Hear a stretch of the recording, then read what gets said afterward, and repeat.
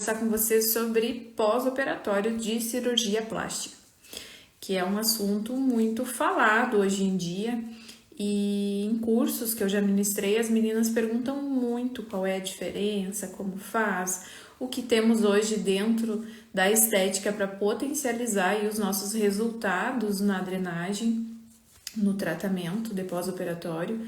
Antigamente a gente falava só de drenagem e mantos, hoje em dia evoluiu muito, então tem várias técnicas que podem ser utilizadas aí para conforto do paciente e evitar intercorrências no pós-operatório. E é isso que eu vou mostrar para vocês. Então vamos lá. Eu separei algumas perguntas de pacientes e até mesmo alunos já me fizeram sobre pós-operatório.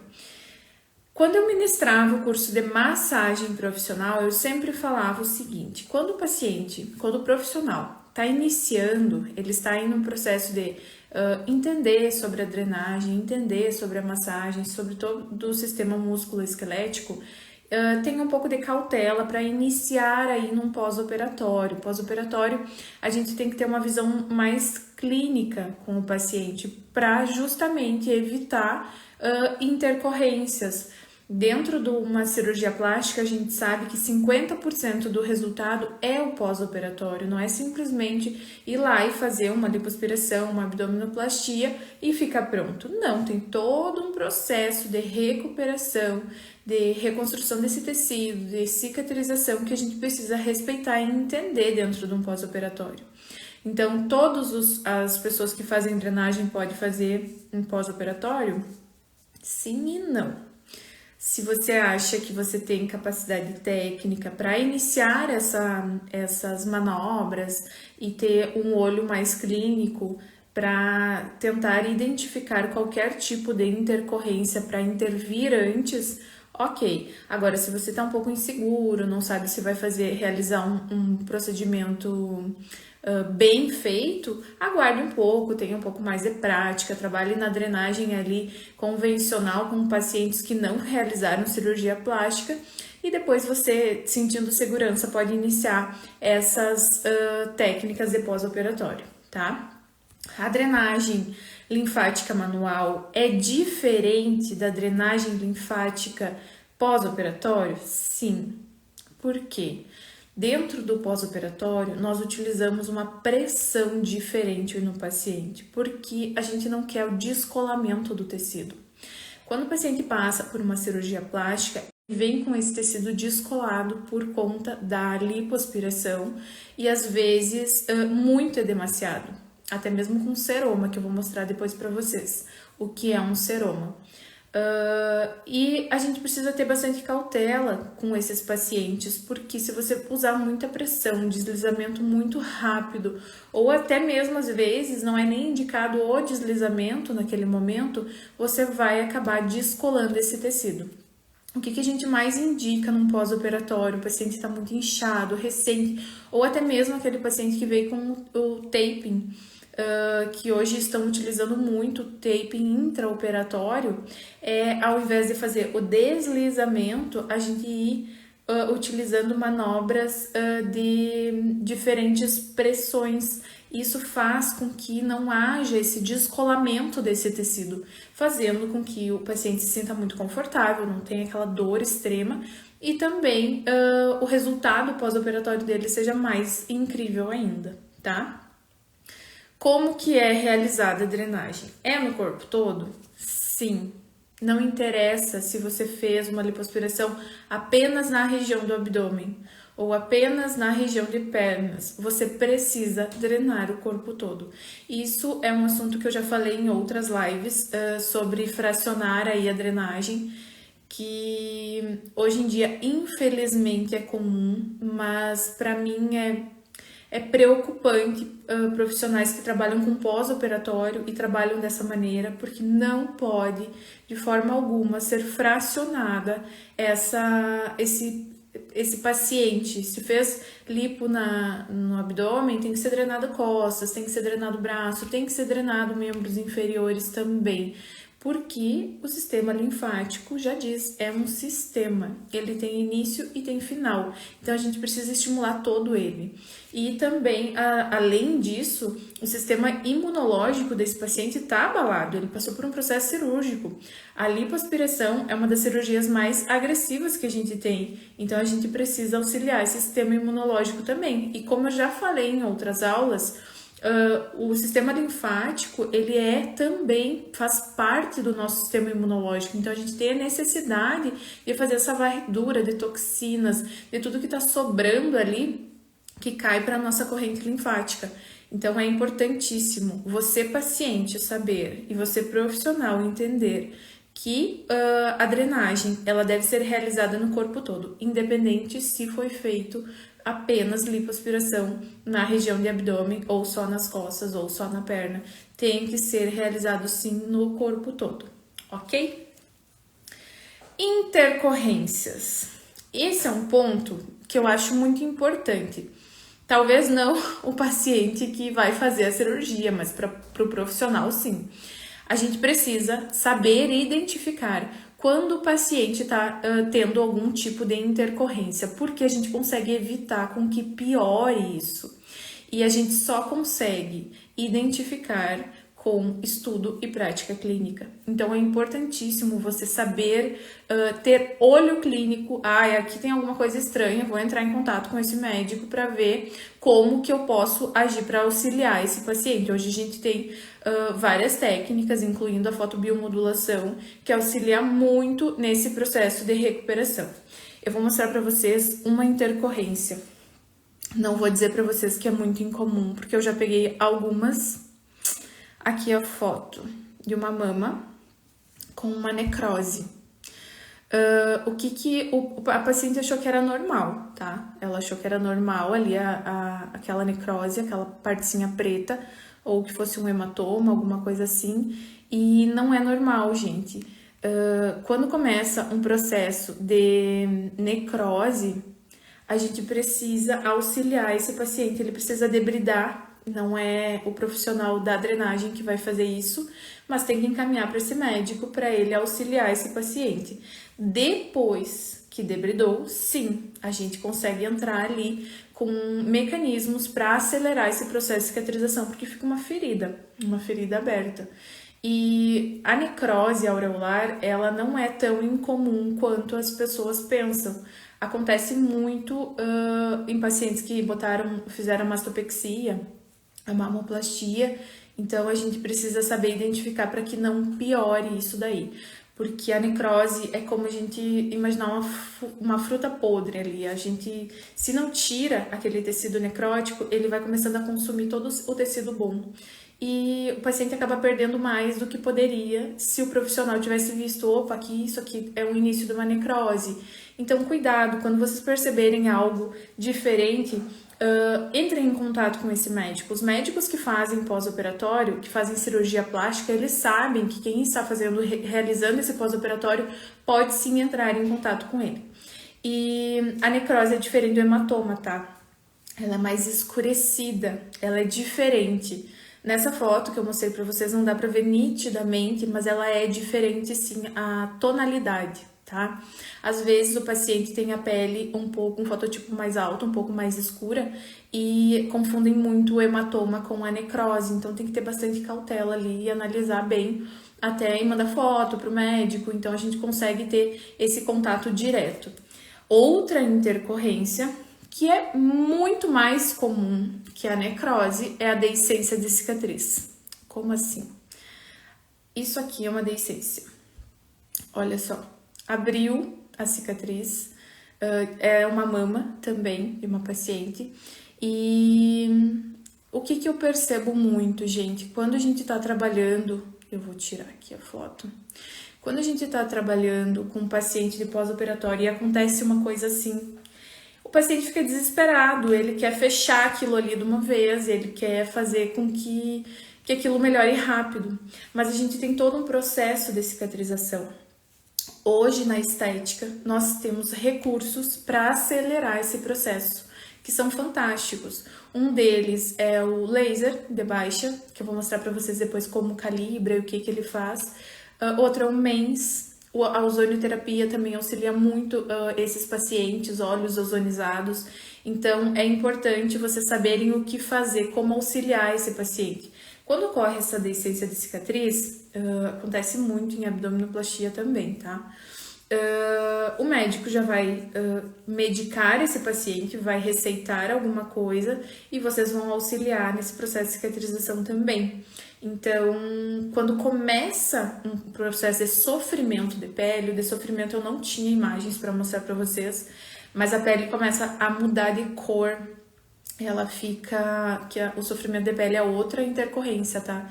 Antes de dar a deiscência, antes de abrir, a pele entra ali num sofrimentozinho e ela fica meio arroxeada, mas é um roxo diferente do hematoma. Então, vocês percebem, esse roxo aqui não tinha, ele tá meio estranho, entra em contato com o médico, manda foto desse paciente, tem esse contato direto com o profissional que realizou a cirurgia, porque pode sim ser evitado algo pior, essa cicatriz abrir muito e o paciente acabar tendo um pós-operatório mais longo ainda do que realmente tem necessidade, tá? Outra coisa extremamente comum, acontece em muitos casos, é o seroma, que as pessoas às vezes até pesquisam na internet antes de fazer a cirurgia e tem muito medo. Eu tenho 2 vídeos aqui do seroma para mostrar para vocês. Deixa eu achar eles aqui. O seroma, ele é... Aqui tem um.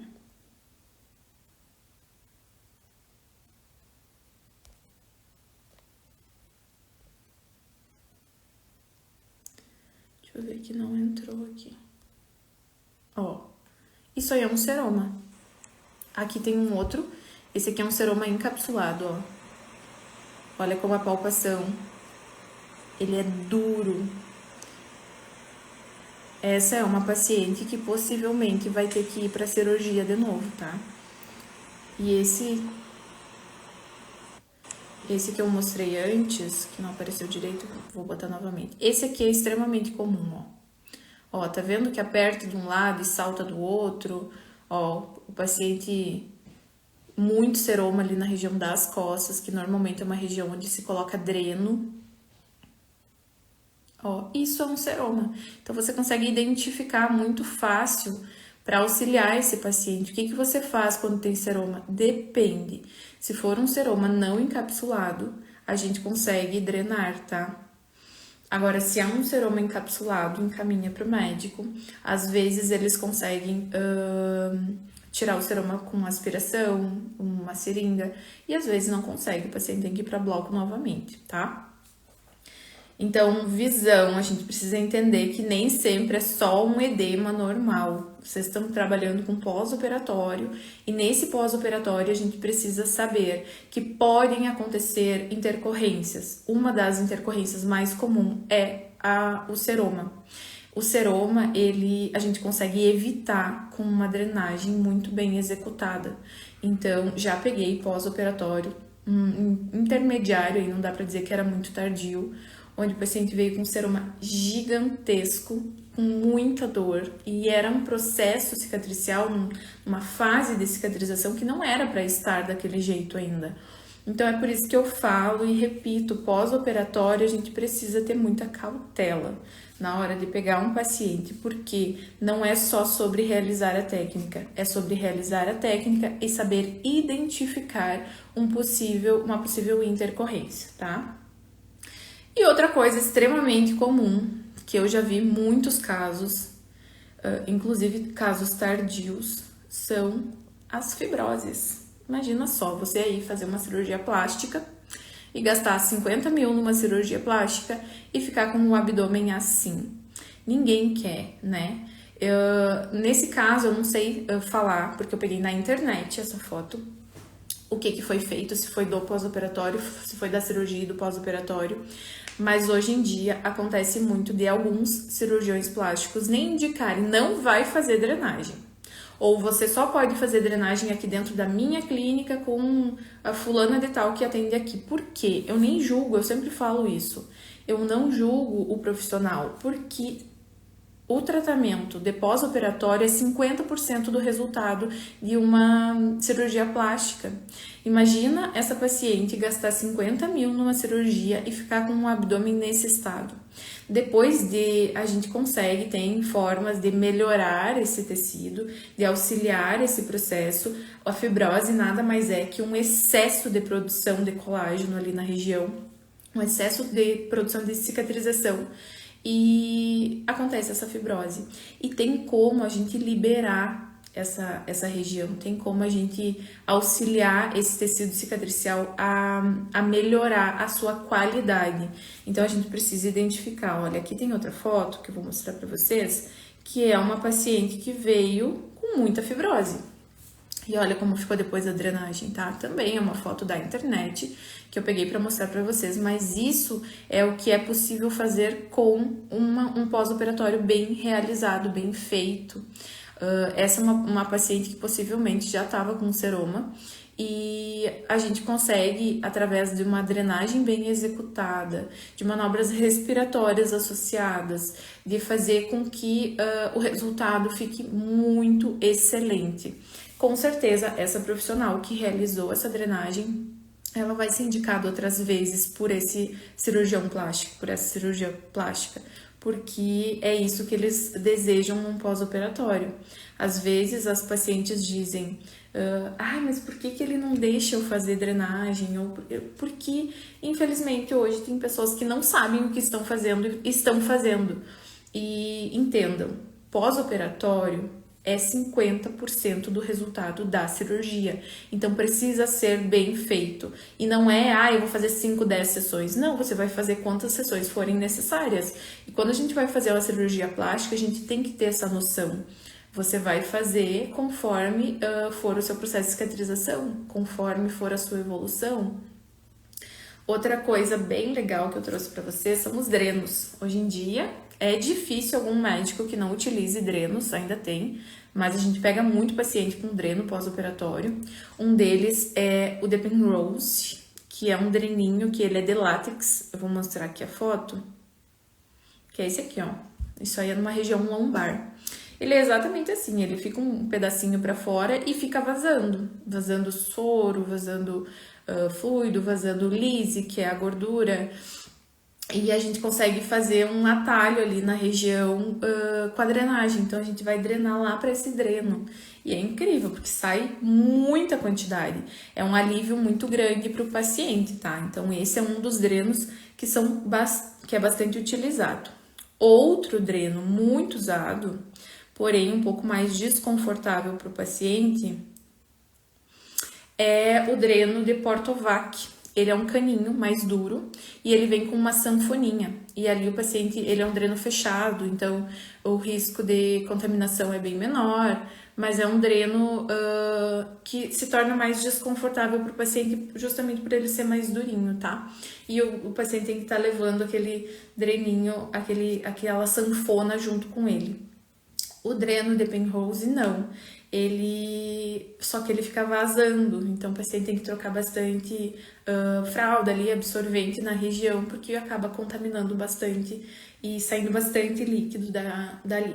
A gente utiliza tanto dreno na frente quanto atrás. Já peguei pacientes com dreno nos braços também, que fez redução de pele. E depende muito de como foi feita a cirurgia, mas a gente procura sempre drenar lá para a região do dreno, independente de onde é o linfonodo, tá? Vamos falar um pouquinho então sobre fotobiomodulação. Quem aí já ouviu falar da fotobiomodulação? Uma das técnicas que eu amo utilizar no pós-operatório é a ILIB. Essa aqui é a minha, eu trouxe para mostrar para vocês. A ILIB é um laser transcutâneo.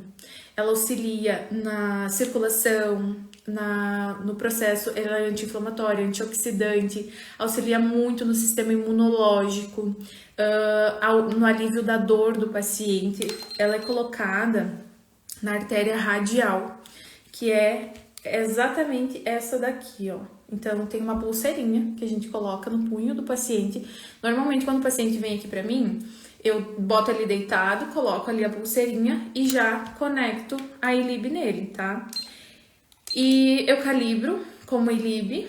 Lá na pulseirinha eu conecto esse aparelhinho e eu ligo. Esse é o laser transcutâneo.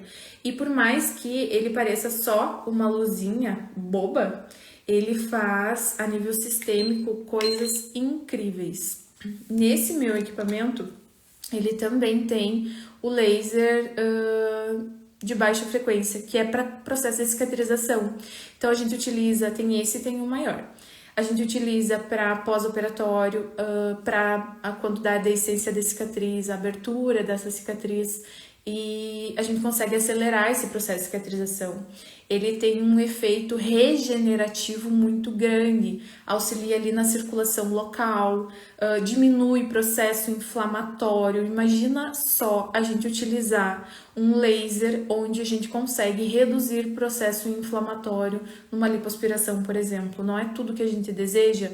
E além de ser extremamente confortável para o paciente, então ele vai sair muito melhor. Reduz também a dor, previne fibroses. Então, como a gente reduz bastante esse processo inflamatório, reduz também o risco de fibrose. Então, para quem trabalha com pós-operatório, é importantíssimo ter essa tecnologia aí em casa, porque a gente consegue melhorar muito a qualidade do nosso atendimento e do nosso pós-operatório. Ele estimula a cicatrização, então no caso ali de pacientes que tiveram essa cicatriz aberta, a gente consegue acelerar um pouco esse processo e a gente consegue ver muitas vezes até mesmo na sessão, a gente inicia de uma maneira, no final a cicatriz já tá um pouco diferente, de uma cor diferente, o abdômen também muda bastante a coloração. Ó, desligou. O laser vermelho também, ele tem uma ação antimicrobiana, então vai evitar aí possíveis problemas, né? E além de reduzir bastante o desconforto do paciente, eu acho que isso é o principal. Quando a gente consegue dar qualidade ali de atendimento para os nossos pacientes, a gente sabe que a gente está indo pelo caminho certo, né? Fibrose. Eu mostrei para vocês um caso ali de fibrose horrível. O que fazer quando o paciente começa a ter fibroses? A gente precisa entender o seguinte: fibrose, quanto menos, melhor. Então, não adianta um paciente estar com fibrose e você ficar lá drenando incansavelmente. O que a gente precisa é mobilizar esse tecido, é soltar esse tecido, só que é feito extremamente sutil. A gente vai fazer uma mobilização ali na região de fibrose, mas extremamente sutil, e com calma, com paciência. É assim que a gente vai conseguir essa liberação. Outra coisa que ajuda bastante também é o ultrassom, tá? O ultrassom auxilia ali no aquecimento, mas mesmo assim você precisa finalizar com essa mobilização, tá? Então a gente teria aí a possibilidade, sempre vai drenar depois, faz toda a mobilização e drena sutilmente ali na região também depois. Mas não é só a drenagem que vai conseguir melhorar essa fibrose, tá? E a última coisa que eu vou falar para vocês é sobre o taping. Hoje o taping tá super em alta, a gente consegue trabalhar o taping pré-operatório, intraoperatório lá no bloco cirúrgico ou pós-operatório, tá? O taping mais utilizado é o INI, que é esse daqui. Ele tem a função de compressão, então auxilia bastante no desconforto do paciente. Lá no intraoperatório, normalmente o paciente vem com esse tipo de colocação, que ele é inteiro, uma bandagem completa ali na região do abdômen. Deixa eu ver que eu acho que eu tenho uma foto aqui para mostrar para vocês como ele é. Aqui, ó. Esse é um taping que vem muito seguido de pós-operatório. É um taping que auxilia o paciente a não inchar muito, não ficar muito roxo, então ajuda bastante no desconforto do pós-operatório, tá? Principalmente aí quem fez lipo ou abdominoplastia. E também nós temos outra colocação do taping, que é essa aqui, em polvo, tá? Eu cortei aqui para vocês verem. Essa colocação, ela é feita para drenar o tecido. Então, essa partezinha que fica grudadinha, ó, ela sempre vai próximo ao linfonodo e a outra vai longe. Por exemplo, se fosse aqui, eu colocaria aqui e ia com as garrinhas ali do polvo para onde eu quero drenar, tá? E a gente sempre mede no paciente, tá? Eu só cortei aqui para mostrar para vocês, mas cada paciente tem um tronco diferente, às vezes é um pouco maior, às vezes é um pouco menor, então a gente vai ali, mede e daí faz o recorte do taping, tá? Deixa eu mostrar para vocês aqui um taping de abdômen. Olha só. A gente sempre coloca próximo ali a parte grudadinha do linfonodo e depois a gente pode espalhar. A cor do tape não interfere, então é só para ele ficar colorido, não tem problema se ele é roxo, amarelo, rosa, azul, tanto faz, tá? É só para deixar mais bonito ali para o paciente. Uma coisa muito importante sobre o taping é a questão do teste alérgico. Você precisa ter certeza que esse paciente não tem alergia ao taping. E a gente faz colocando um dia antes no antebraço, na região do paciente, um pedacinho de taping, cola ali. E horas depois ele vai tirar e vai te mandar uma foto. Por quê?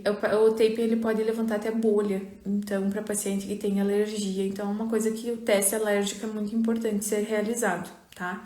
Tirando isso, ele é extremamente confortável de utilizar. O paciente, ele consegue ter um pós-operatório bem mais tranquilo, principalmente ali na primeira semana, que é uma semana mais complicada, onde o paciente está com mais dor, tá com mais edema, tá mais debilitado. Pode ter aí a hipotensão ortostática, que é quando a pressão baixa, quando levanta. E o taping auxilia em várias questões de estética do pós-operatório, tá? Então, se você ainda não conhece, você é profissional, a utilização do taping, como que ele é feito, como que ele é colocado, eu super aconselho vocês a fazerem algum treinamento sobre isso, porque ele ajuda muito no resultado do seu pós-operatório, certo? Então, resumidamente, era isso que eu queria falar para vocês. Pós-operatório é incrível de ser realizado, são sessões quase que diárias que a gente faz, tem um contato muito grande com o paciente, a gente consegue auxiliar muito ele, porém a gente precisa ter cautela e saber o que está sendo feito.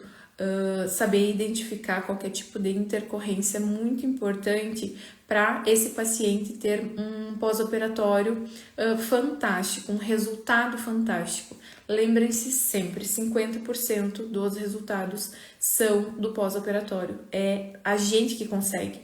E para o profissional que realizou essa cirurgia plástica te indicar novamente, você precisa ter noção, uma técnica de drenagem muito bem executada, muito bem feita. Você precisa também saber o que não pode ser feito num pós-operatório, que é o principal, tá? Hoje dei várias dicas aí para vocês e eu espero que muitas delas sejam muito úteis para vocês. E para quem não conhece ainda a fotobiomodulação também vá atrás, porque é incrível os resultados que a gente consegue com ela também.